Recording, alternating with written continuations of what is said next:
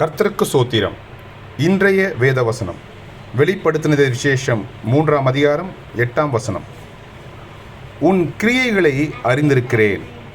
உனக்கு கொஞ்சம் பலன் இருந்தும் நீ என் நாமத்தை மறுதலியாமல் என் வசனத்தை கை கொண்டபடியினாலே இதோ திறந்த வாசலை உனக்கு முன்பாக வைத்திருக்கிறேன். ஆமென்.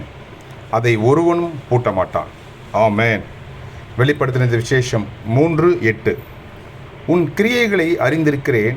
உனக்கு கொஞ்சம் பலன் இருந்தும் நீ என் நாமத்தை மறுதலியாமல் என் வசனத்தை கை கொண்டபடியினாலே இதோ திறந்த வாசலை உனக்கு முன்பாக வைத்திருக்கிறேன். அதை ஒருவனும் பூட்ட மாட்டான். ஆமென். வெளிப்படுத்தினது விசேஷம் 3:8. கர்த்தர் உங்களை ஆசீர்வதிப்பாராக, உங்களோடு கூட இருப்பாராக. ஆமென்.